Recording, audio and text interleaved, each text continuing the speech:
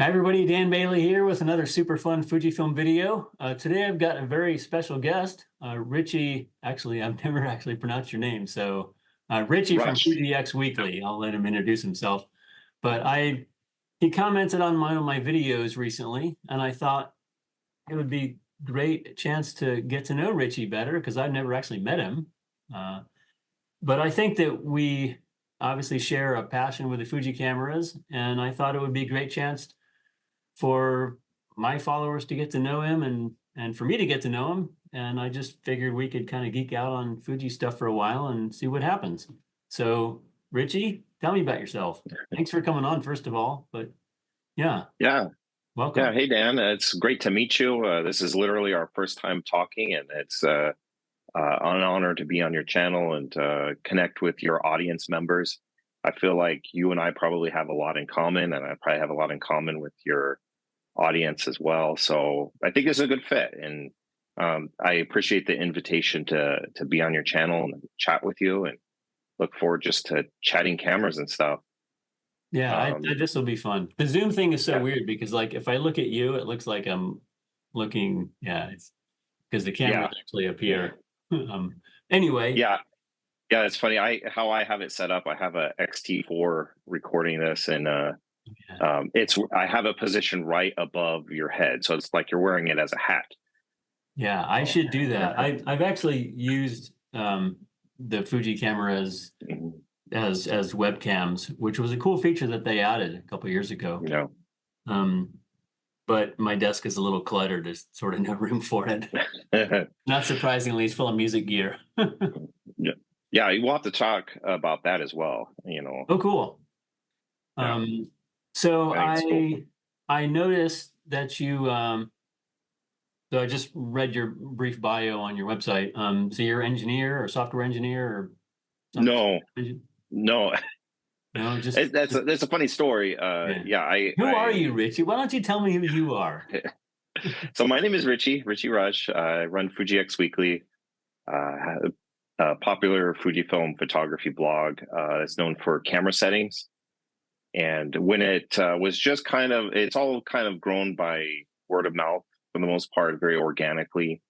And as it was growing, one of the people who use my film simulation recipes, shoots Fujifilm cameras, reached out to me and says, I'm an app developer. I used to work for Apple, and I'd love to partner with you and turn your film simulation recipes into an app. And that's how that started. I actually know absolutely nothing about app development other than what I've learned along the way of doing it. But if not for him, there would be no Fuji X Weekly app. So I used to be an air traffic controller, so that was Oh, my previous job. Was my day job. The Fuji X Weekly stuff all just kind of took over my life, and it got to a point where I couldn't do both because it was just so much, and I chose Fuji X Weekly, and it's been a really wild and crazy journey. Just never expected to be here. Never expected to be chatting with you, Dan, but here we are, and it's just crazy, and I appreciate everybody who's come along on the journey and taken a part in it in a sense. So that's real cool. yeah, that is cool. I didn't know that you were doing the Fuji X Weekly full time. So Yeah. congratulations on that. Yeah, Well, that's thank a you. huge thing to be able to do that. Yeah, For you. it's pretty wild. I never thought that would be possible. I never thought that I would be working with Fujifilm. That's a very recent thing, and stuff like that is just Yeah. blows my mind. Yeah. I mean, you even got to try out the new XT50. I haven't even seen Yeah, it. And I'm one of the yeah, that extras was person. yeah. They They didn't were send it to me, they sent it to you. yeah, the first time, and they I don't know if this is going to continue in the future or not. I have no idea, but they contacted me at the beginning of the year and just said we'd like to work with you in 2024, and we don't know what that's going to look like. And then a few months later, they sent me the camera. So Yeah. so I Oh, guess that's that's what it pretty looks like. cool. Yeah, Yeah. Who were you working with there or who contacted you? that was Sergio. Uh, well, tell me about your journey with Fujifilm. Like, what got you started into photography and then Fuji? Yeah, so it was late 1990s. I took some photography classes in college, and that's really funny story is that actually it was between high school and college. I took a big road trip with some friends. I borrowed my dad's Sears 35 millimeter SLR, and bought a bunch of rolls of film, went out that whole trip and took what I thought were going to be amazing pictures, and got home, developed them, and they were so terrible, like out of focus, overexposed, underexposed. I mean, like film is pretty forgiving for the most part, so they were vastly overexposed and underexposed to where they weren't even recoverable. Of course, I didn't know any of that at the time. It was all foreign to me, and so in my freshman year of college, I was like determined. I'm going to learn how to shoot a camera and take a decent picture. And then I just fell in love with photography. Shot a lot of film back in the day, in the early 2000s and stuff, and was one of those digital holdouts that was like, I'm never going digital, but of course I did eventually. The technology improved a lot, and then that kind of my journey in digital, I felt like I had to learn photography all over again because it was so much different. And I never really found a brand of camera that I really connected with. I tried all sorts of different brands and systems, and it's not that I hated them. It just didn't click with me personally until I purchased a used Fujifilm XE1. And then, I was like, where's this been all my life? Yeah. Yeah. And then I got a X100F, about a year later. And that's kind of when I discovered that you can actually take good pictures straight out of camera and not have to worry so much about editing. Yeah, it's cool to know to hear that you actually came from film. I didn't know, uh, yeah, because a lot of people who shoot Fujifilm cameras these days never shot with film. I know a lot of my audience are film users or were film users, but yeah, so it's cool to know that. I bought my first camera in 1990, and it was a Nikon FM2, and I shot Kodak gold print film for quite like a year or so. In 1993, I did no, actually I graduated from college in December 91, but the summer before I graduated, I went to my buddy and I bought a 1976 Chevy Caprice Classic, Oh, nice. and we drove it for 10,500 miles around the West, Oh, awesome. and we just That took is funny. pictures. And Yeah. I had read Galen Rowell's Mountain Light book, and so we went to a lot of the locations in his book, or some of them. Hmm. And I basically shot like 40 rolls of Kodachrome or something, Kodachrome and Ektachrome. Oh, And then in 1993, I actually got to do a trip with Galen Rowell. I did a workshop trip to the Mustang district in northern Nepal. This wow. was when that region had just been opened to Westerners, and so we were some of the first people in there. And I shot, yeah, I think I took 50 rolls of Kodachrome with me. But at the time, had switched to Velvia, and so right Hmm. when I got back from that trip, I bought my first roll of Velvia in, I think, end of April '93. And so I switched to Fujifilm, Fuji photo film, and I shot Velvia and Astia and Sensia, which was the amateur version of Astia. So it was only Yep. $3 a roll instead of $9 a roll for Astia. But there was never any amateur version or non-pro version of Velvia. It was No. Velvia 850. Yeah, Nope. full price. But I loved Velvia. I mean, it was just, Hmm. yeah, between Velvia, Provia, and Astia and Sensia, those were my main films. And I shot a little bit of black and white, Kodak black and white. I loved T-Max 3200 Yeah.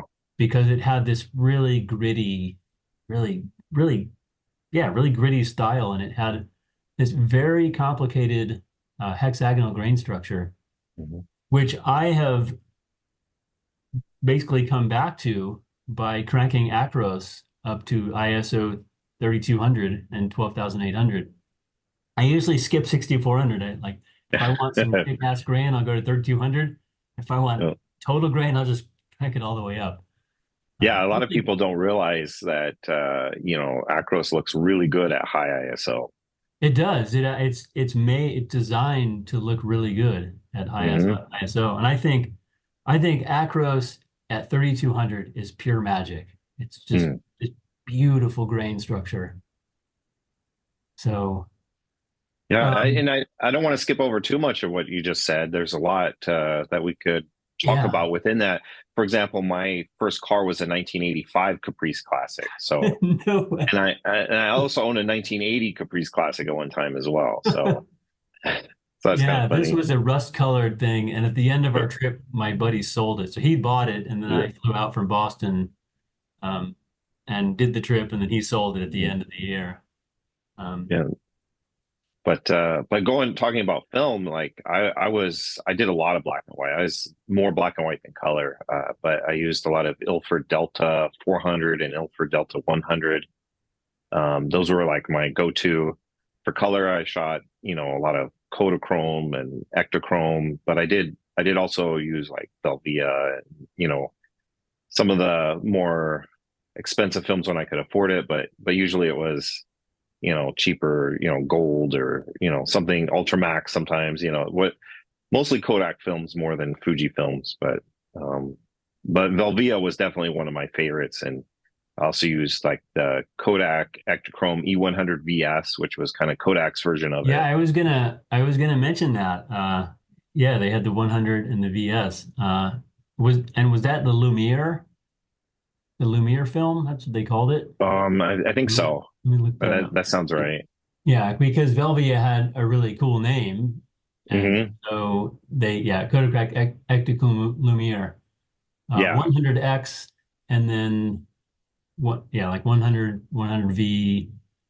Um, there was a couple different versions, and one of them Yeah. was more saturated, and one Yeah. was a little less saturated. But yeah, I shot some of that kind of side by side with Velvia, but Velvia always won out. Yeah. If And you wanted the brilliant colors, there was no yeah, substitution. I mean, it shook the world by storm. I mean, it took everybody Hmm. by storm. I don't know if you know Louis Navarro. He's one Sounds familiar. he's one of the Fujifilm tech reps.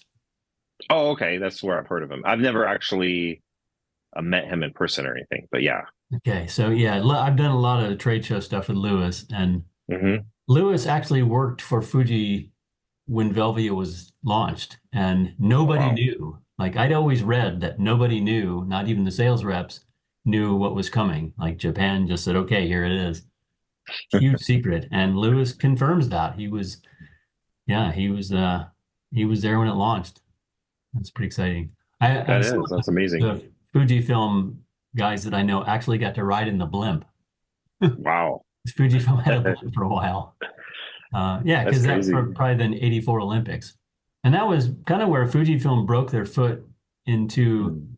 uh, into the U.S. market in a huge way because they somehow managed to be the official film of the Olympics, the LA '84 Olympics that year, and so that was a huge marketing thing for them. Mm. So I ended up buying my first digital camera in 2008. Okay. Or no, no, no. Yeah, 2008, I think, or 2006. It was a Nikon D200, Okay. and I shot D200, 300, 300S, and then 700. And then I was one of those D700 shooters who was waiting for the next thing, and it never came because they came out with the 800, which wasn't Mm. the successor to the 700. And it was 2011 Photo Plus when I was on my way out the door to catch the train to come back to Alaska. And I just ran by the Fujifilm booth and I was like, oh my God, what's that? And they had the little X10 there. And I was like, oh my God, what is this cute little thing? And so I checked it out. And Brandon, the sales rep, told me he showed me the film simulations feature, and I was Mm. instantly hooked. So I went home, got back to Alaska, and I called B&H and I said, can I, yeah, basically ordered one. And um, I think they let me try it out for a month and then I called them back. I was like, yeah, I'm not sending it back. So That's cool. so, I like that story. and then so I shot with X10 and it Hmm. was so liberating because I would actually go out sometimes with my Nikon gear and then this little Hmm. tiny X10 and shoot them side by side. And I'm shooting JPEGs and I'm shooting RAW with my Nikon because I was always the gotta shoot RAW, gotta shoot Yeah. RAW. Well, that's what it was. They would tell you, and there's still people will say this today, but especially back then, it's like only amateurs shoot JPEGs. Like if you have any inkling of being serious, you have to shoot RAW, and it's the way it is.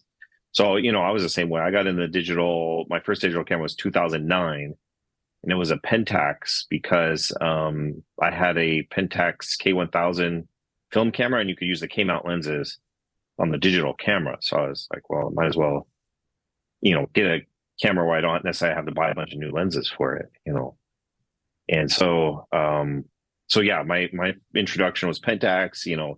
Very quickly as you're learning this, it's like, okay, got to do RAW, got to have a RAW editing program. You got to learn that. Like, it's really like learning photography all over again.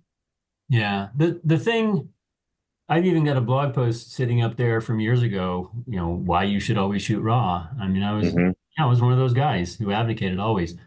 But I was blown away by how good the pictures look straight out of camera with this little X10, tiny little thing. Hmm. And the thing that sealed it for me instantly was I have a 1947 Cessna 120, a little bush plane, and Really. I shoot aerials with that over the mountains. And so, like this Hmm. picture behind me is classic example. And I would shoot these aerials with my Nikon, and they were just okay because I'm just shooting raw. And then I shot aerials, sunset aerials with my X10, and I was blown away. I was like, oh my God, this is magic. And it's just right there. That's it. And so that sold me pretty quickly. And when I got the X20 and then I shot with the X10 and 20 for a while, and I eventually sent Fuji some images, contacted them. And they had bought a couple of pictures from me in the 90s, late 90s, early 2000s for trade show stuff. So it wasn't a total cold introduction. Um, but they eventually passed me up to Casey Baker, she was on her way out. She didn't last, had moved on shortly after I talked to her, but she sent me an XE1. Hmm. And I did a Europe bike trip in Italy and Germany that summer with the XE1 and X20. The fall before I did the little like a week long down the California coast with just my X10. So that was the first time ever leaving my Nikon at home. And I'm just riding with Hmm. this little X10 just slung around my shoulder. And it was the most liberating thing. And I'm shooting JPEGs and just getting beautiful images right out of camera. So when I got the XE1 and the full 16 megapixel X-Trans sensor, I shot some aerials with that. And I mean that was it. And then eventually I was introduced to Yuji, he's the guy who does, like, he did the most recent XT50 presentation. Hmm. He was, when he was in the US, he had just come to the US as like the Japanese liaison to the marketing team. And so he got to know me and he really loved my work. And so he brought me in on the XT1 project, and I got to be like one of the first people in the US to get the XT1 when it came out. Yeah, it's And amazing. I have one of those back in the shelf over there. I still use it from time to time. yeah, I mean, they had showed me a mock-up on Hmm. just on the web, on a Zoom call or whatever. Before Zoom, it was, some whatever. But and then they said, yeah, so this is what we got in mind. This is what we're doing. This is gonna be perfect for you. It's gonna be outdoor camera, fast autofocus, weather sealed. And because I had told those guys, I love your cameras. I love what you're doing. If you ever came out with fast action, weather sealed, fast autofocus, I would totally jump ship, but don't tell Nikon I said that. I had a good relationship with Nikon. They'd bought pictures for Mhm. me over the years and stuff. But when the XT1 came out, that was it. I had an assignment a couple months after I got the XT1, this big assignment up here. And on the very first day, um, we were shooting on a mountainside, and we were shooting, these guys looked like they were mountain climbing, and we had helicoptered up to this location up on this mountain. And so in order to make it look like they were hiking in this brutal storm, they had the helicopter hovering right overhead, just like Mhm. making all the snow blow everywhere. And I'm shooting and shooting and shooting, and suddenly water must have just like forced its way in because it was blowing so hard. And suddenly the FEE error message, Oh. Nikon quit. That Mm. was it. I was like, okay, well, I got this Fuji here. I'll just keep shooting with Mhm. this. And and I kept shooting, and that was it. That was the last time I used my Nikon. And Never look back. yeah, and so I've used XT1, 2, 3, 4, now 5. And I've used most of the others, at least tried out. But I'm an XT guy through and through. I was one of the first people to test the XT10. So we were talking about that before we started recording. The XT10 was this beautiful little brother sister to the XT1, and they've continued that trend. And I think those cameras are like the best cameras for the money. And the Yeah, XT50, you got to try that. It looks like yeah, it's they're really great bargains. yeah. The size and weight are, that's important to me. I find that I have the XT5 and I like that it's smaller and lighter than the XT4, but it's still a lot, unless you're using bigger lenses or something to kind of balance the weight, sometimes it's like the 90 millimeter f2 or something like that. I prefer to have the bigger body. Like it's not, I've used that like on the XE4 and it's not real comfortable. You could do it for a time, but if you're going to be, for an extended period of time using a heavier lens, it's good to have the bigger body. But if you're using like, the 35 millimeter f2 or the 27 millimeter pancake or something like that, having the smaller body is just, brilliant, I think. That There you 35 go. f2 is one of my absolute favorite lenses. Hmm. I love this thing. And it was funny because when I first bought my very first camera, it was Hmm. Nikon with the 50 millimeter 1.4. But when I got zoom lenses and wide angle lenses, that 50 just fell out of favor, and I didn't shoot with it for years and years. But when I got that 35, I fell in love with that focal length again. And Yeah. I think I just had a better sense of how to use it and how to compose with it. I was trying to do, the stuff I was shooting at the time, the action, the rock climbing and kayaking and stuff, biking, Hmm. right in the middle of the action with the wide angle was so much more well suited to a lot of that stuff. And then telephoto, of course, um, but I've learned how to use that middle range lenses, those middle range Hmm. lenses like 35 and the 50, and I love those things.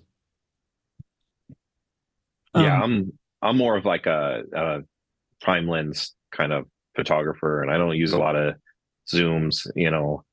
I do have a couple. Like I have the 18 to 55 millimeter. That's probably the one I use the most. But as far as zooms go, but you know, I definitely am using primes like 90% of the time. Recently got the 56 millimeter f 1.2 and just oh yeah, absolutely love the images from that. yeah. Then you probably have the updated version, the version two or Yeah, whatever. Yeah, I yeah. have the original one, and that was a fun lens, but it was tricky because at the time the autofocus was really slow on the Mm, XT1, a little quicker on the two. Now with the faster processors, it's not an issue as much.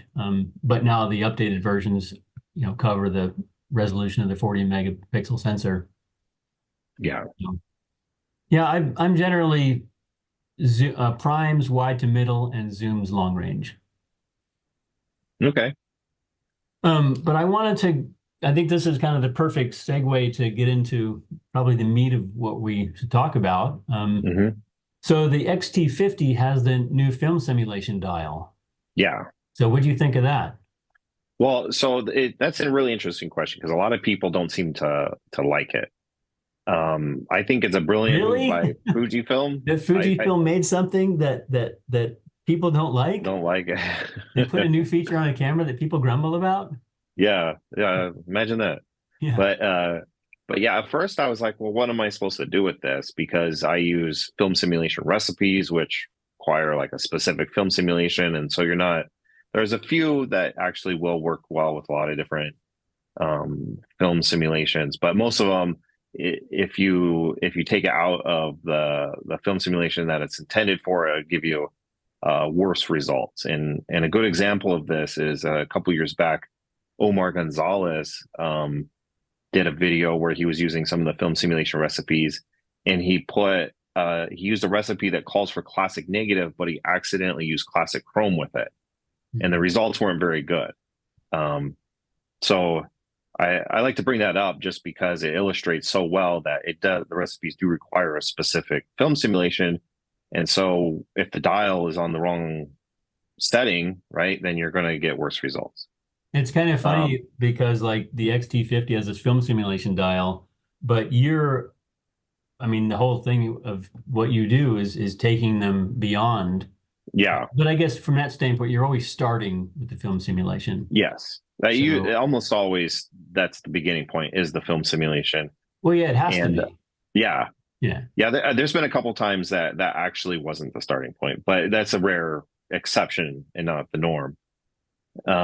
But so at first when I got the camera, I was like, well, what am I supposed to do with this? This doesn't really fit into what I do.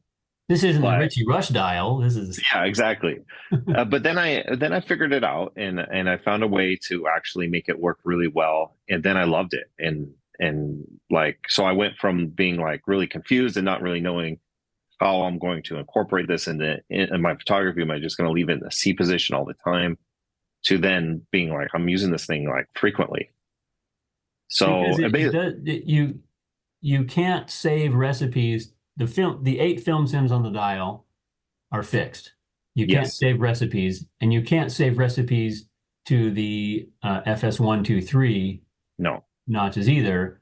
You can only save a different film simulations because there's more than yes, 8 on the camera. yes. You can save recipes to the C1 through 7 custom settings. Hmm. Um, so I guess tell me how you're using the dial for that. And Okay, how are you so managing what you do? so I have so I programmed in 7 recipes into the C1 through C7, and then I programmed in another recipe into the IQ menu.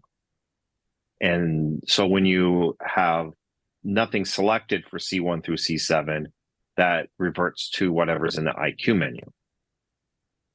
And so I made a recipe. I figured out it took me a little bit of time, but I played around with stuff, experimented, and I found a group of settings, a recipe that works well no matter the film simulation. Oh, So okay. even if you're using sepia or something like that, it'll you'll still get okay results. That's one of the worst ones, um, but yeah, you're going to get good results no matter which of the film simulations that you're using. And so then when I have nothing selected in my C1 through C7, which is the IQ menu, it's like a bonus 8th recipe, then I take the dial out of the C position and turn it to whichever film simulation that I want to use. Okay. So if you change the film simulation dial, it's only going to change the film sim. It won't change your highlight shadow settings, your color, No, basically the recipe settings. yeah. Okay, that's good to know. So when I am using my C1 through C7, the dial stays on C. When I go out of the C1 through C7 and don't have any of those selected and it reverts to whatever's in the IQ menu, then that's when I take it out of the C position and turn it to whatever I want to, if it's Velvia or Classic Chrome or Nostalgic Negative or whatever, whichever one that I want to use, I'll just turn the dial to that. Okay. Yeah, this is a fun conversation because like everybody has their own method. Like you're very much Mm-hmm. into the recipes, and we're gonna go into that more deeply in a second here. But I'm like totally opposite. I'm like the happy idiot with straight Velvia, straight Provia, straight Ostia, Mm-hmm. and I'll occasionally mess with add or subtract shadow detail or shadow tone detail a little bit. Sometimes clarity, although clarity is the one setting that you can't shoot continuous in clarity No. because it's a heavy processing thing. It's kind of like the advanced mode filter, so you can only shoot one offs and that's shoot, Yeah. process. Yeah. Um, so yeah, I'm usually just using film sims as is. Oh, and you'll notice that there's no sepia. No, they left that off the shirt. Yeah. So the film sims on the film sim dial are Provia, Velvia, Astia, Classic Chrome, Pro Neg, or No. let's see, no, these four, Classic Neg, Nostalgic Neg, Uh-huh. Acros, Reala Ace, Yeah. And one, then two, three, that's four, it. five, six, and then Eterna. No, turn is not on there. One, two, three, four, five, six, seven, eight. Oh yeah, Yeah. yeah. So top these four, then Nostalgic, Classic Neg, Acros, and Reala Ace. Yeah.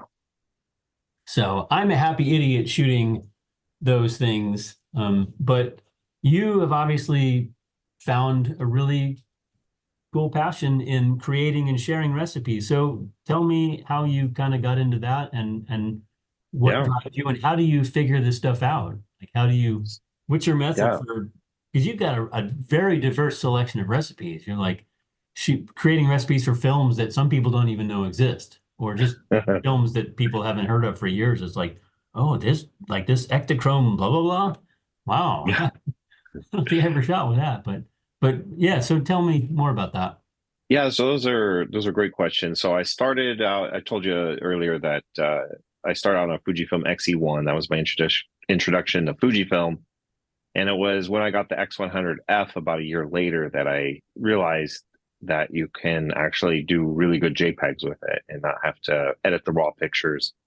And how it started was I was using at the time a software called Alien Skin Exposure, which has like film presets in it. And I I had, used DxO Film Pack for a while. yeah, Probably I same kind also of use thing. that. Yeah, Yeah. I used to use that for a little while too. And around the same time, I was using both of those, just depending on the picture. And so I had shot RAW plus JPEG, and I had edited the RAW files, and with some of the presets that I would commonly use. And I realized at the end of that the photos I had edited RAW looked very similar to the straight out of camera JPEGs. They weren't identical, but they were close enough that it kind of had a light bulb moment. And it's like, well, why am I spending all this time editing raw pictures when, the JPEGs look nearly the same? And then I thought, well, can I get them to look even closer? So that's where it all started. Was the first two recipes that I published were just my attempts to get closer to what I was getting out of the Alien Skin Exposure software. And then from there, I made a few more recipes. Fuji X Weekly was like brand new, and there was hardly anybody coming to it at the time. So I was basically publishing these to no one, essentially. That's called There was blogging. Yeah, yeah. There were at the time there was maybe like 100 people that would view a post. So it was very small numbers. I think probably a lot of people who have a blog can relate to that. And but what I noticed was the recipe articles had way more than anything else. Those are the ones that people were coming for, and I'd only published like a few at that time. And the first one that kind of really made me realize what could be done was the vintage Kodachrome recipe. It's also an older one. I was just messing with the settings, just seeing what. I wasn't even trying to mimic anything, but the pictures that I ended up by just really just going wild and crazy with the settings just to see what would happen. I realized they looked very similar to like old pictures in magazines that had been shot on Kodachrome, like old Arizona Highways magazines, old National Geographic, and that stuff, like really old. Or even like Ansel Adams, very early color work. A lot of people don't realize he had color work, but if you look at his really old color work, so Yeah, some I've seen some of similar. his color stuff. yeah, a similar aesthetic to that. And it was just by chance that I had discovered that. I stumbled into it. But that kind of made me realize, well, if I could accidentally make this, well, what can I do on purpose? And so I started trying to mimic actual film stocks by, you know, preferably if I have some examples, that I shot, a long time ago that I have in a box somewhere, that helps a lot. But even if I don't have that, I'll go on the internet, I'll find books, magazines, things like that to help find, examples to try and copy. And of course, this very well, I'm sure that, one film can have a ton of different looks depending on, what gear you used, how you shot it. Did you overexpose, underexpose, shoot it at box speed, that kind of stuff. How How did old the you film is, how all warm the it was film when it was is? stored. Yes. Yeah, All that stuff. I mean, even the pH of the water during development can yeah. have an effect. And then, of course, now you're talking about, are you printing it? Are you scanning it? So you can, and if you are scanning it, what are you doing after the scan? What corrections are you doing and all that stuff. So what I've kind of done, how I've made the process is that I will look for examples that are similar to each other. Because sometimes you can find one film and you can put them in like 10 different boxes of how they, these, sort them in 10 different ways. And these ones look like that. And those ones look like that. And these other ones look like that, and then you just got to pick one because you can't make a film simulation recipe that looks like all of them. So you pick one that maybe looks the most interesting or something like that. And then you try and mimic those settings. And in the early days, I was actually just shooting JPEG strictly.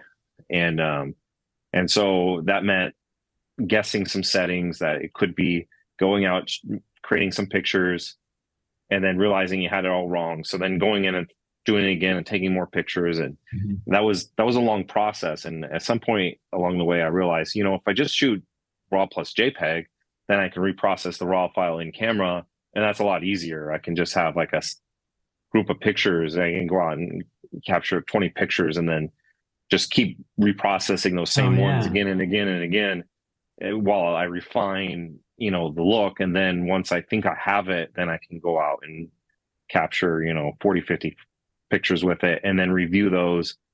Did it come out like I wanted it to? Does it need to be refined more? That kind of thing. Yeah, that's one of the cool things about the Fuji cameras is you can do the in-camera raw processing Yeah.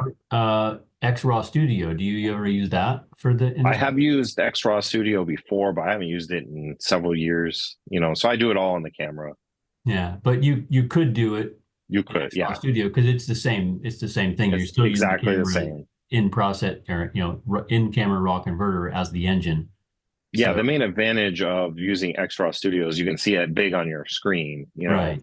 and I think you can see the changes like real time because on the camera you have to push Q to then get a preview of what those changes made. The XRAW Studio, I believe, it gives you a preview like right away. Yeah, you can as it'll show you as you choose make each Yeah, selection. Yeah, yeah. I because you're just changing you can change film sims, you can make mhm. highlight shadow adjustment, you can make yeah. So Yeah. that's a real advantage of XRAW Studio. So but Since I do so much blogging and stuff on the computer, I try and have the photography like separated from that, as much yeah, as I no, I can. get it. I And totally get it. that's the only reason, XRAW Studio is a pretty good program that does the same thing. Yeah. And that's a good point. The doing much at the computer. I mean, that's a lot of what's driven my passion for shooting JPEGs is, I'm when you're out shooting in the moment, you're surrounded by the scene. You have external factors that influence Hmm. your mood and your emotions, your decisions, and it's just you and your creative instincts in the moment, and whatever feelings you have about the scene, and whatever ideas you have about capturing that scene in a specific way. And when you shoot JPEG, it's like shooting a piece of film. Yeah. That was one of the magical things for me about film. So when I go through my old film stacks and my old slides, if I, like my picture of K2 or, over in the Himalayas and stuff, Hmm. that piece of film, this little piece of plastic was there with me Yep. in the camera at the time. It's not, when you look at a picture on the computer, or the phone or whatever, the photo could be so far removed, but that Yeah. little piece of film was there. And so the JPEG for me captures that. It preserves those emotions and feelings that you have and the Hmm. creative ideas you had in the moment. Whereas I find that if you're shooting raw, especially if you're shooting a large amount of raw files, and then you take them back and you're processing them. And so, like I use this example all the time. You go on a trip and you shoot 1,000 photos, and you come back from the trip, and then you gotta like take your dog to the vet and pick up the kids from school and take them to soccer, and then you gotta fix the car, and then you gotta do the dishes, and you gotta cook dinner for your family, or we gotta order pizza that night, and then like gotta put the kid to bed, and okay, it's 10 p.m. I'm gonna go edit some photos finally, and you're sitting there bleary eyes in front of your computer going, what was I thinking when I shot this photo? And Yep. then uh, and then you go to work the next day, and people are like, "Hey, can we see your photos from your trip?" And you're like, "Well, I haven't processed any of them yet." Um, and then like 3 months later, you go on another trip, and you get another Hmm. trip, and now you're 3 trips behind with all your processing. Yeah. Meanwhile, the happy idiot who shot JPEGs goes to the to work and like, "Hey, can we see your photos?" Like, yeah, they're right here. Check them out I on my got them on my phone. phone. Yeah. Swipe, swipe. Yep.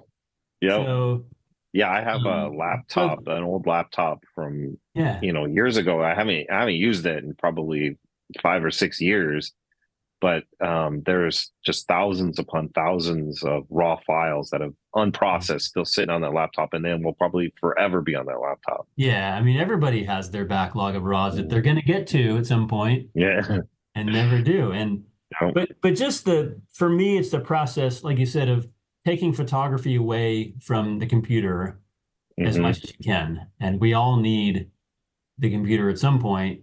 But for me, I found myself doing way less processing as the years go by. I still use Lightroom, but I almost never, I haven't opened and processed a photo in Lightroom in like a couple of years, if that, maybe more. Um, Hmm. and so, yeah, for me, it's about the creative liberation. You're in there in the moment, and you can choose a film sim that matches, what ideas that you have. And obviously, you've taken a little bit further, um, because those creative ideas are married to an even greater amount of films, basically. You're just, Yep. in a sense, you're adding to the film sims that are in the camera with these recipes. You have a much greater choice of film sims to use. Yeah, it's just enhancing what Fujifilm has already done, Yeah. and or at least I hope it is enhancing it. Yeah. For No, that's the it goal. it definitely But is because people really geek out on that. And the yeah. recipes is a big thing. I'm seeing more and more comments in my Well, YouTube I stuff about I people talking about recipes and Mhm. questions about storing recipes or shooting recipes. And so the recipe thing is definitely a big thing with Fuji shooters and an increasing number. So Yeah, it has surprised me. I've learned recently how different people are using recipes, and just totally, shocked me in some ways, blew my mind. And how, because how I use it is I, program recipe, I'll put 7 in the camera, and then I'll go shoot with those, right? And then, I use the app and get them off like camera onto my phone, maybe crop and straighten them, and then upload them to cloud storage, and then I'm done. But I recently found out there's a guy who has some, really amazing pictures, and he shoots with some recipes, but he processes the raw file, and then he will overlay the JPEG on top of it and blend it in. oh, And interesting. I never would have thought of anybody doing that, so, but he said, the reason he told me that he does that is because the recipe contains like texture and has like a soul, and he doesn't want to lose that. He wants Yeah. to incorporate that into his photography, but he wants to have a lot more of the creative freedom that raw, I guess, provides in that sense. Yeah. right? So he kind of merges both of them, and I never would have thought of that. And then Yeah, that's kind of somebody a cool else, thing. and somebody else told me that they use the recipes, but they don't ever use the recipe pictures.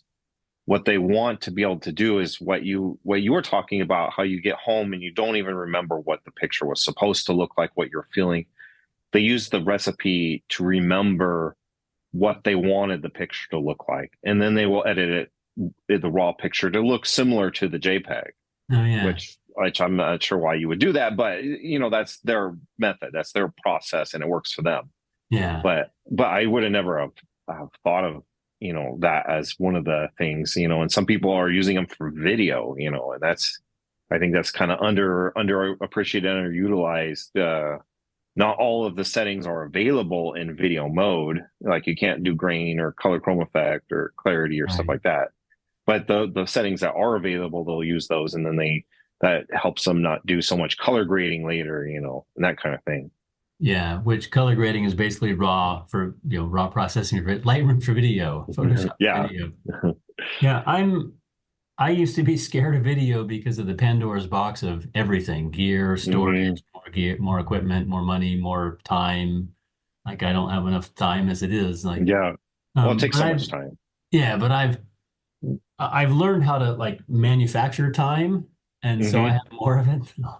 I've over the years have waded gingerly into the video world, and I'm excited by it. I do a very limited amount of stuff. I don't do video jobs for people. I don't want to do that. Yeah. I think it's fun to go do fun. I'll just go like I'll go shoot a bike race and then put music to it and put it on Hmm. my channel, and that's it. It's just a creative exercise for me. It's just creative Yeah. fun. I'm always using film sims. I don't shoot log and color grade. I don't. Hmm. The film sims look great. It's just same with shooting stills. I choose the look on location that I'm going for, and I might tweak it with a shadow tone adjustment.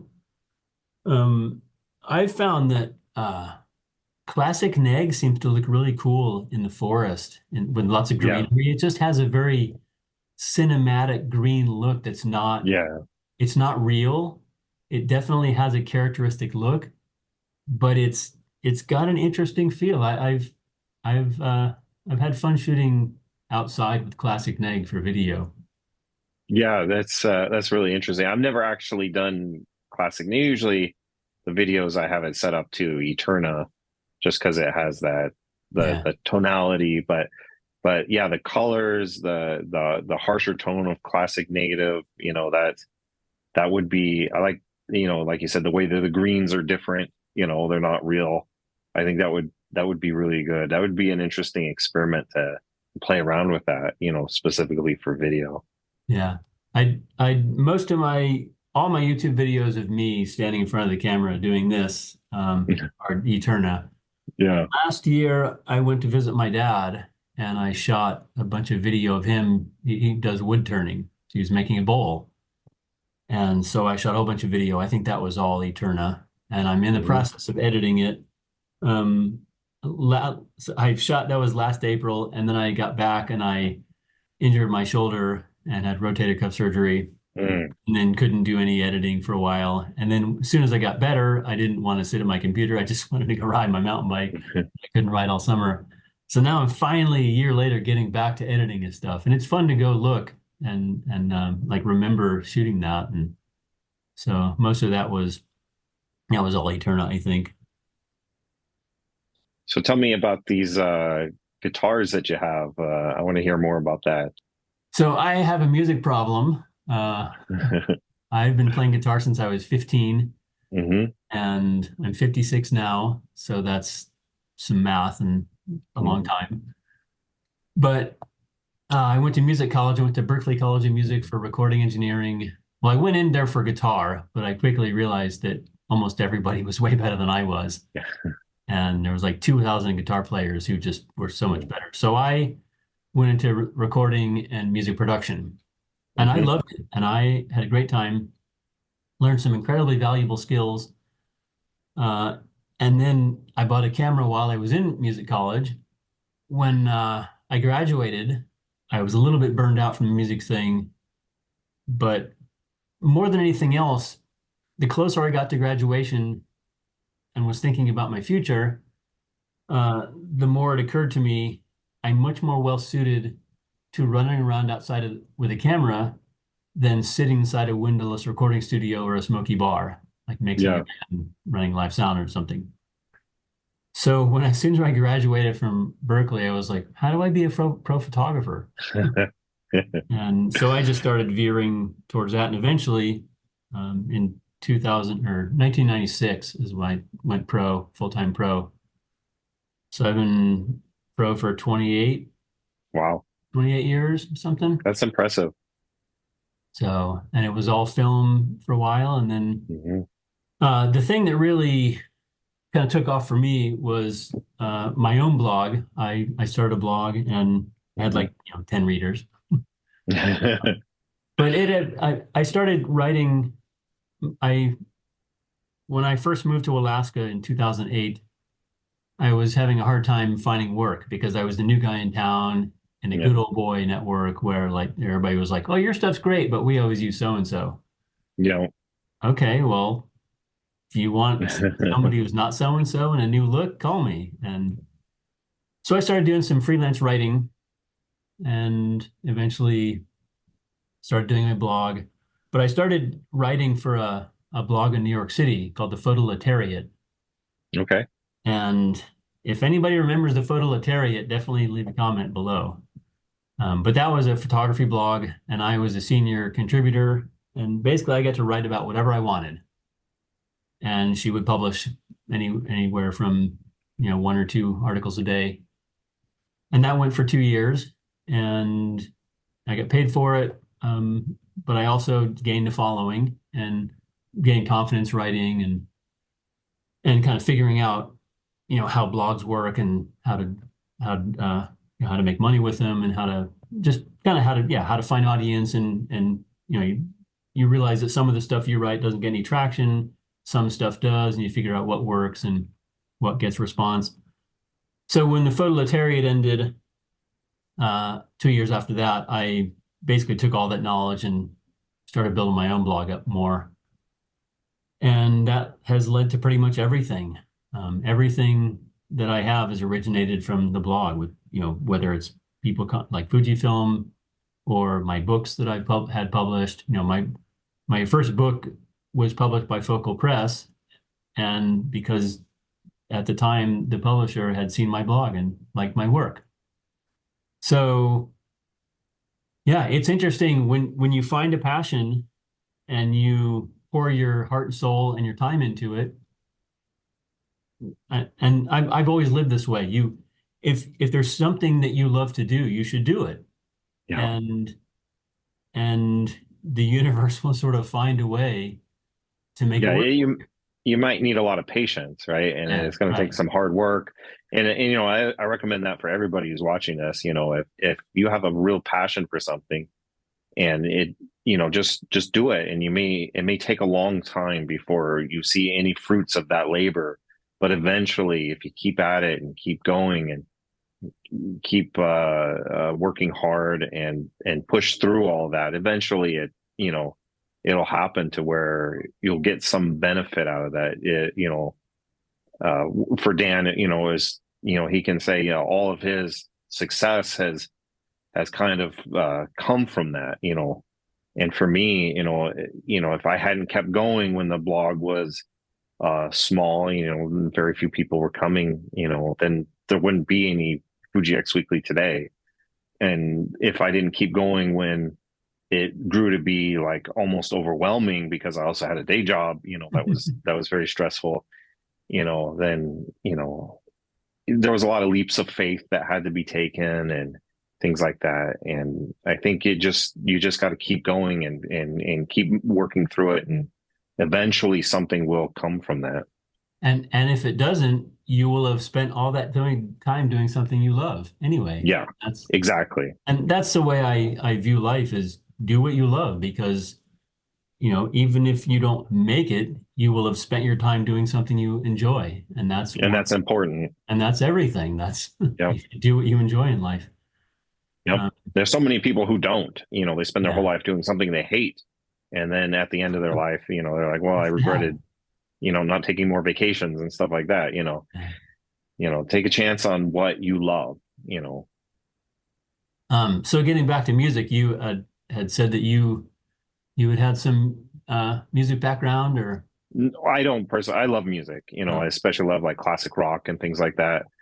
Um, but my son, I have a 14-year-old son who plays guitar, and he's just learning. He's still taking lessons and that kind of stuff. But he loves playing like Led Zeppelin and Pink Floyd and things like that. that's sweet. So yeah, so I was going to ask you, like, what guitar is your favorite? Who are your guitar heroes in a sense? I would love to know that. Yeah, I always whenever I do a podcast interview, we invariably come around to music and guitars and stuff. So I was joking at one point that I should like team up with somebody and just have a music podcast. Hmm. My favorite guitar is a Fender Stratocaster. Hmm. I'm just I'm just such a Strat junkie. It for me it's like it's the design aesthetic, the classicness of it. It was the working man's guitar. It wasn't a fine Hmm. instrument. It was a factory instrument. Leo Fender was like, I'm going to make these for working musicians, and I'm going to do them inexpensively and figure out how to make a bunch of them at the same time, make it easy. These aren't craftsman guitars, but they've stood the test of time, and the Telecaster and the Stratocaster are the most iconic instruments, or some of the most iconic instruments. So I'm a huge fan of, I mean, I grew up with Led Zeppelin, Pink Floyd, Hendrix, No. all the guys. I was also, fifth grade when Van Halen 1 came out. Hmm. So Eddie all through junior high, high school. Um, Steve Vai, Joe Satriani. I actually Hmm. saw Steve and Joe in January in Oh, Seattle really? with Wow. Eric Johnson. They did the G3 tour. So Oh, that's amazing. I'd seen Joe before. I'd seen Steve play with, I saw Steve play with Dweezil Zappa, and then I Hmm. saw him twice with David Lee Roth, but I'd never seen his solo show. And he had last year when I was in a sling and injured, he was doing a tour for his latest album, and I wanted to see that, but I couldn't make it happen. So the G3 tour basically was Joe, Steve, and Eric doing their own set, and then they all play together. And that was the original lineup that Joe had come up with 30 years prior. Hmm. So yeah, and all that music degree that I didn't use professionally, I still love writing and creating and producing my own music. So I've got music on Spotify and Apple and stuff. Oh, I didn't know that. I'm gonna have to look that up. Yeah, I'll send you the link. Oh, well, I'll post the link Yeah. below too. Yeah, So definitely. I Yeah, that's actually cool. I've recorded songs on and off over the years, Hmm. but during the pandemic, I sat down and I recorded a whole album. Wow. Because what else was I going to do, right? Yeah. No, no, no. I'm gonna check that out as soon as we're done here. That's cool. Yeah. Yeah, so so you use Fender amps then, I assume. What's your favorite pedals that you Um, use? I would love to have a classic Fender amp. Actually, one of my favorite things to do when I travel around for shows, trade shows, or go to different cities is go to a guitar store and Hmm. play vintage guitars and amps. And so last month, I went to Portland to see Jason Bonham do a Led Zeppelin tribute show. And the bass player was a guy I went to Berkeley with. Really? But That's the next funny. day, I went to Thunder Road Guitars and I played a 1960 Fender Deluxe amp. Um, in my house, I've got a Mesa Boogie amp and a PV Deluxe amp that's very much like a Fender Tweed amp. Um, got lots of pedals. I've got a lot of pedals. I have, Who doesn't? yeah, I got this Line 6, um, this thing called the Pod Express. There was Pod Okay. Express. And so it has, um, so that has different amp settings, like Hmm. 8 amp settings or something, and then it's got different types of delays, Hmm. gain, modulation like chorus and vibrato and stuff, and tremolo, and then reverb. And so you can dial any of these settings in, and then save presets. But I bought this because I've done a couple of coffee shop gigs. Um, where I played with somebody recently where I was actually playing electric and she was playing Hmm. acoustic. Um, and and so taking an amp to just it was actually a bike store First Friday thing.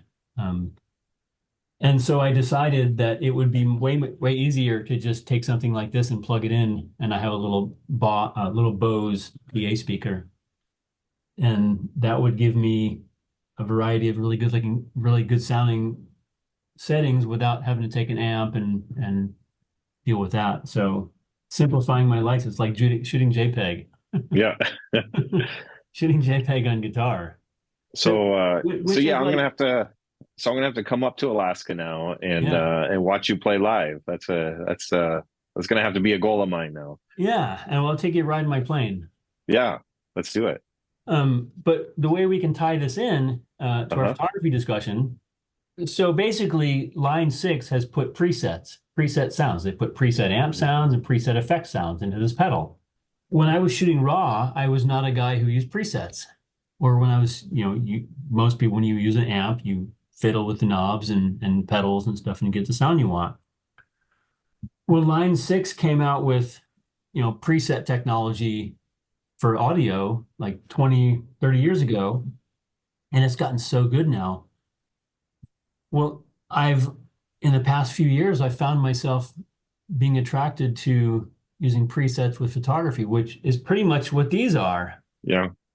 And and I've come to realize that there's something to be gained where you don't have to do endless tweaking. Because if you Yeah. have all of the possibilities in front of you, you can literally spend forever making infinite number of decisions. Well, should I add more shadows or more? Should I slide the slider this way or slide it more? Or how about the shadow levels? Okay, wait, should I tweak this color? Oh, here's the color wheel. Should I do this? I mean, you can drive yourself Yeah. crazy. You could literally spend forever adjusting an image because every parameter has an almost infinite number of combinations you can use. Or you can dial in a preset or dial in a preset Yep. and get a great sound or a great look right in the camera. Hmm. And you can tweak it from there. But the creative liberation, as I said, of being able to choose a look that matches the creative ideas that you have in the moment when you're there feeling the wind on you and watching the sunset and just like your friends are there or you're there by yourself and you're experiencing all these emotions in the moment. And these all these film sims, the Fujis have 20 film sims now, 19 without Sensia. Yeah. I've actually used Sensia, but not Sepia. Sepia, yeah, Uh, very often. But you basically have 20 presets, and they're different enough that you have enough choices to give you some real creative looks. And if you want to take them further, then you have the tools. And if you want even more presets, you go to Ritchie's site yeah. and you get, I don't know, how many presets have you made and published? Oh, it's about 350 now. Holy cow.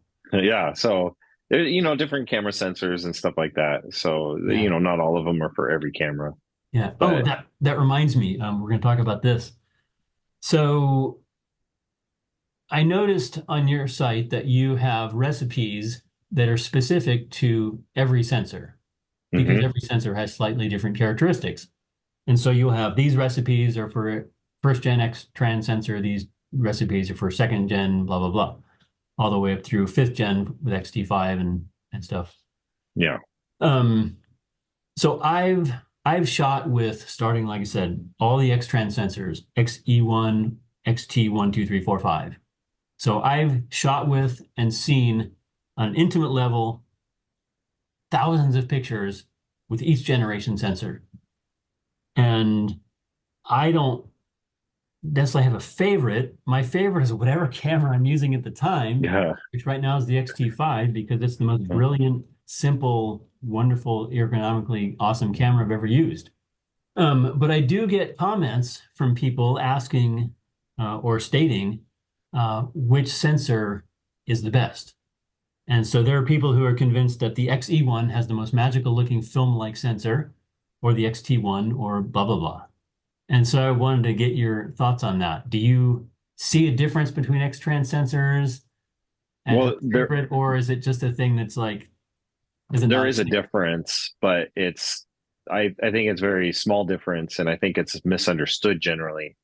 The programming that Fujifilm did in the X-Trans 1, and I think especially the X-Trans 2 sensor, is they made it a little warmer, right? And I think that's where a lot of that, supposed magic comes from, is that it renders a little bit warmer. But of course, you can take a newer sensor and add, take the white balance shift and add Yeah. a little bit more yellow to it, and then you have the same thing. So I don't think that there's necessarily any one sensor that's more magical than another. I think the newer sensors have more options, right? And those options can help you achieve the look that you want to achieve. For example, X-Trans 1 doesn't have classic chrome. So, Right. that's the most popular, I think, film simulation. Yeah. I So, was remembering, I had forgotten that that classic Chrome was actually XT1. mhm, That was that early. Yeah. yeah. That being a big deal. Um, So, so yeah, yeah, I'm kind of, grain and all that kind of stuff, yeah. clarity, color chrome effects, all that kind of stuff. If you want those things, which might help you achieve the look that you want, you need a newer camera to do that. Yeah. The older cameras have obviously a lot less, they're more simple in that sense. But I think just because they render a little bit warmer, I think a lot of people take that as being some sort of pixie dust or something. Yeah, but you have to remember that it's not just the sensor, it's the image processor. And Yeah. so basically every generation of sensor and image processor, which are married together, Hmm. actually the only the X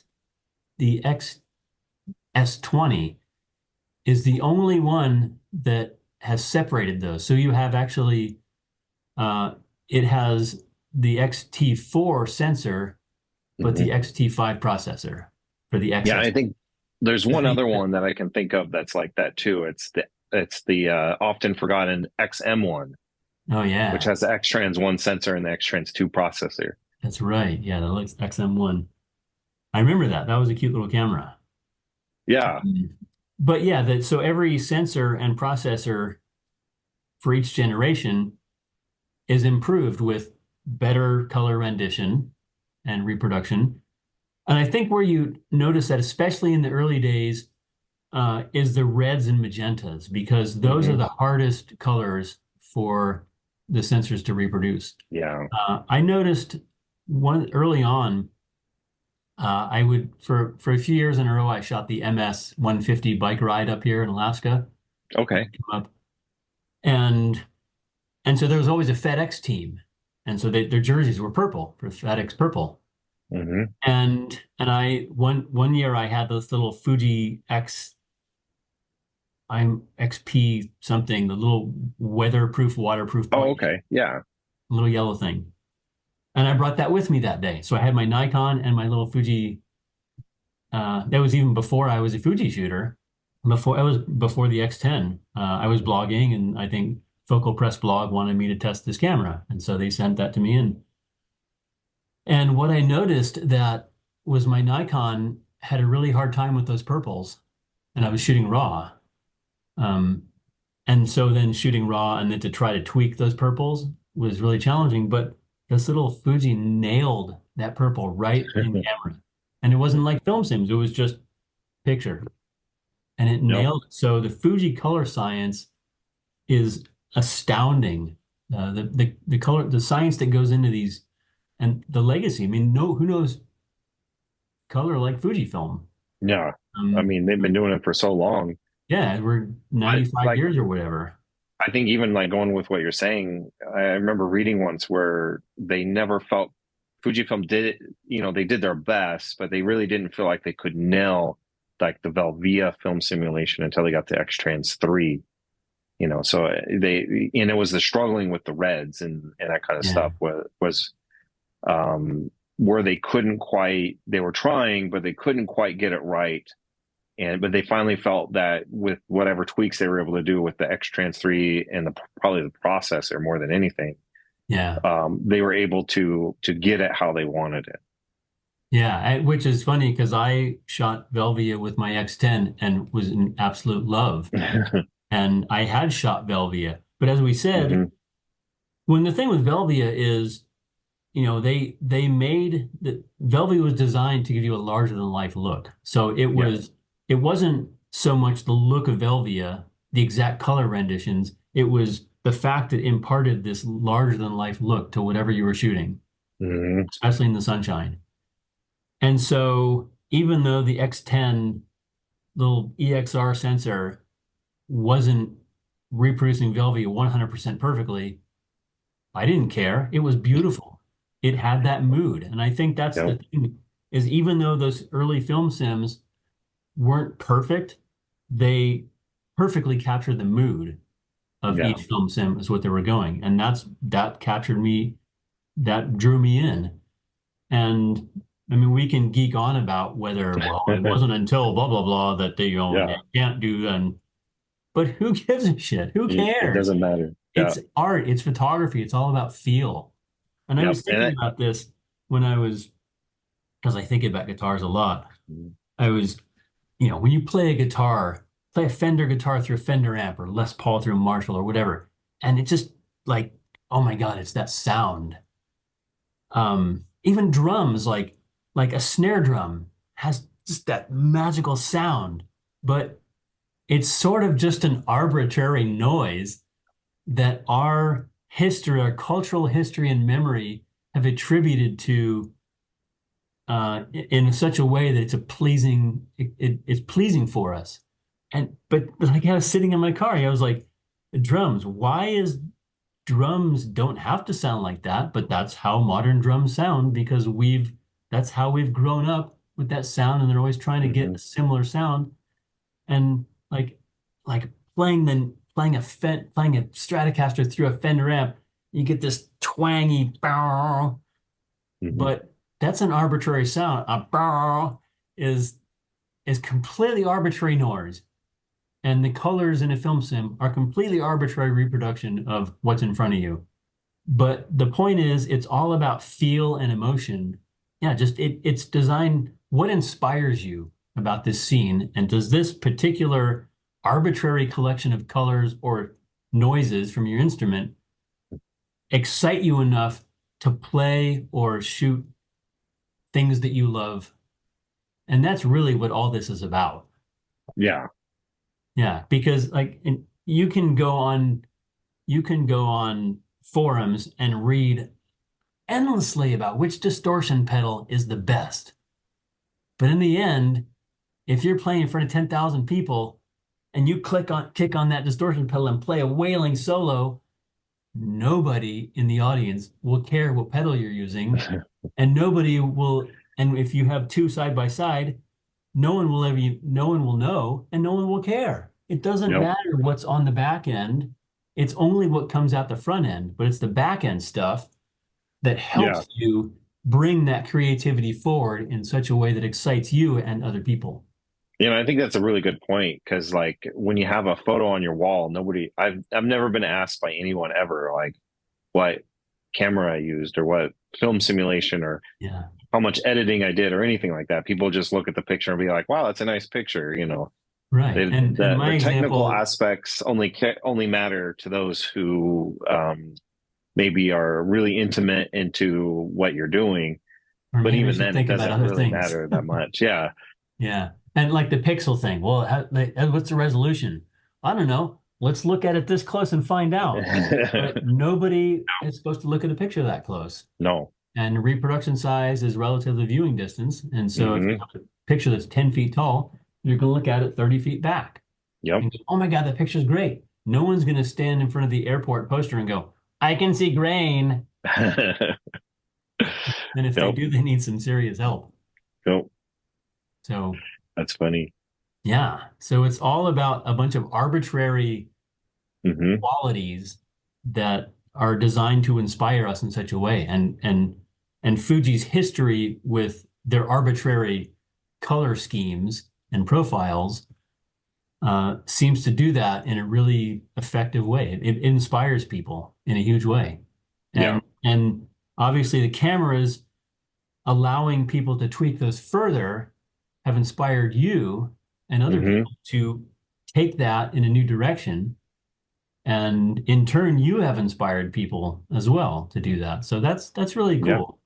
And But it's all just this whole huge thing that keeps going on and on. And we see even like other camera companies now trying to take advantage of that or try and create that within their own, culture and that kind of thing. And I think that's amazing. I think that's yeah, great that all of this, we're just all inspiring each other in different ways. And that's really cool. yeah.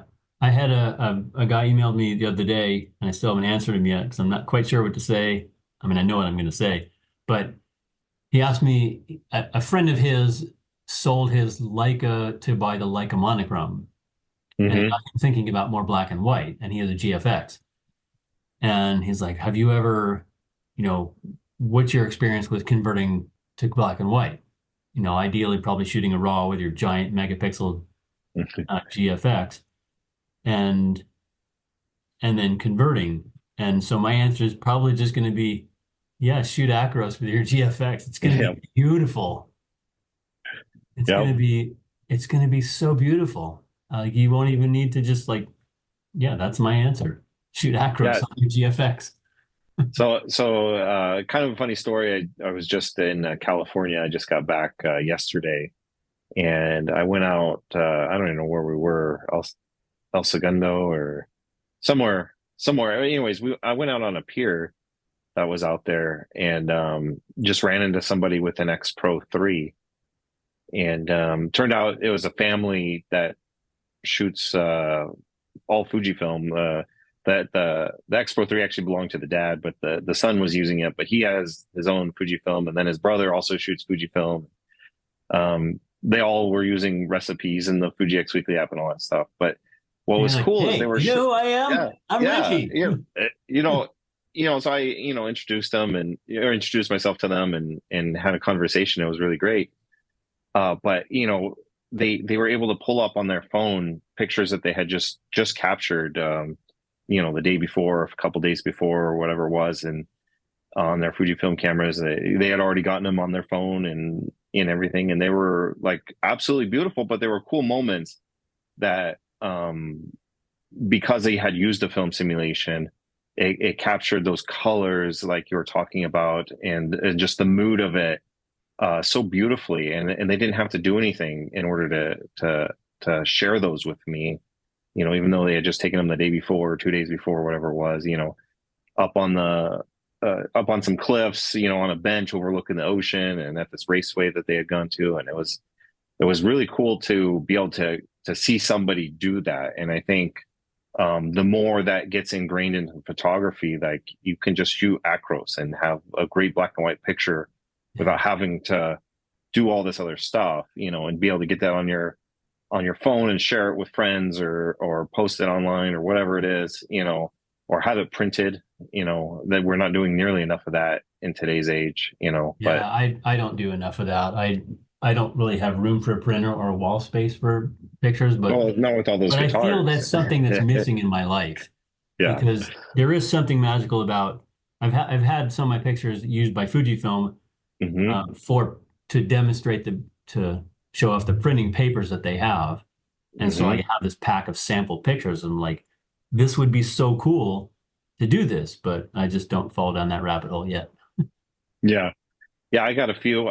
My walls are surprisingly bare for being a photographer, but I do have, I don't know, probably half a dozen, prints on the wall of some of my favorite pictures and stuff. But Yeah. definitely I've need to got do more. the only picture I have in my office actually that I shot, um, yeah, it's the only one, is this, I'll take it, I'll post it, but it's a picture of a flamenco dancer I shot in Spain on Velvia Okay. film. Wow. And the the woman has a bright red dress and Hmm. and she's kind of standing in front of the shadows, so it's just red and then black. And on a technical geeky level, the Velvia is clipping because it's the Hmm. red is so red. It's oversaturating the camera, and so it's clipping, but who cares? It looks awesome. It's just it's like how much more red can we get? None more red. Yep. So yeah, I'll post a picture of that. But Oh, cool. Yeah. yeah. But that must be really gratifying to meet somebody and then they figure out who you are and then they show you, oh yeah, we're shooting with your recipes and here's what we did with it. Yeah, Pretty cool. that was amazing. And actually, I never really had an experience like that until recently. I went on like a photo walk and met somebody there Yeah. that was a situation as they had my app and they used my recipes and they're showing me their pictures and that was really cool. And that was only a couple months ago. And before that, I had never like just ran into somebody before. So I went to New York recently and talked to a whole bunch of people there. That was really cool. And but yeah, and then out in California, I had my X100 VI or X106 as Fujifilm calls it. Um, I had that with me, and so when I think when Fujifilm photographers see each other, they kind of look at each other and know like, yeah, and I know. Yeah. when So you when you I actually didn't know you have an app. Just briefly tell me Oh yeah, so it's just well, I actually have a couple of apps, but the main one is the Fuji X Weekly app, and it is the all the film simulation recipes is like a library of okay. them. So if you can take them on the go, and then when you're out in the field, if you feel like one of the seven you have programmed in your camera isn't right for it, you can easily pull it up and program it in. Well, that's super Um, cool. Yeah, I'm yeah, and looking then at it right now in the Apple Store. and so then I have a similar one for Ricoh GR cameras. So I have recipes for Ricoh GR. And then also have an iPhone camera app called Ritchie Cam. So that's the other one. So Okay. if you do photography on your cell phone and you have an iPhone, then that's another one to take a look at. Yeah, I was just looking on your website. We should probably wrap this up. We could go on forever, Oh yeah, I but think we so. should do some shameless self-promotion. So you have Fuji X Weekly site. We'll post Hmm. a link to that. You've got the Fuji X Weekly app, which is Yep. basically for iOS and Android, Yep. full library of film sims or recipes that Yeah. they're easily accessible, searchable, accessible, and have all the settings that you can adjust in order to match the recipe. And do you have like a Patreon site or anything like that? Or No, no, no. Just yeah, you find me on Instagram, yeah, YouTube, that kind of thing. okay. I did see on the iOS App Store website there is an in-app purchase, which says just basically patron. Is that Yeah, like you can. just The app is free. support Richie? Yeah, the app is free. If you subscribe, become a patron subscriber, it unlocks a few features. And Okay. but it's a way to support what I do. If you want to support it, and then it makes the app just a little bit more Yeah. user friendly kind of thing. Cool. Right on. Yeah. I have a book. I have basically the missing manual to the X series. It's a book called X Series Unlimited. It teaches you everything you need to know in order to get have the most fun and get the best performance from your Fuji camera, no matter what X series model you're using. And pretty much applies to the GFX as well, because the GFX has the same menu system and almost all the same settings as the X series as well. I also have a online course called Mastering the Fujifilm Autofocus System that specifically teaches you everything you need to know to get the best performance from your focus, regardless of what kind of subjects you shoot. I go through every single setting, show you how to use it. Maybe you don't need to use it, and then I give you some really fundamental camera tips that aren't necessarily camera dependent, but they're techniques and skills that can help you better capture moving subjects in different situations. Like I said, not camera dependent, but kind of pro tips basically. So there'll be links to all that stuff below. This has been really fun, Richie. I'm glad Oh that you yeah. reached out to me and that we made this happen. Yeah, it's been great, and I hope we get to do this again soon. Yeah, Maybe in we should person do next it. time. Yeah, I this was like like a practical standpoint, this is a really easy way to do a YouTube video because we're just talking and then I hit record and then I'll just put it up where I don't have to like set all my gear in the living room and then like and then come back and edit and like wait for the airplanes to go overhead. So anyway, yeah, I'm excited that we did this and I'm excited that to do it again sometime. Yeah, thanks for having me on. Yeah, thanks for coming on, Ritchie. Yeah, follow Ritchie, Fuji X Weekly, and follow me at Dan Bailey Photo. This has been super fun. Thanks to all my subscribers. Definitely leave a comment. Have fun with your Fujis out there, and we'll see you next time. Bye, everyone.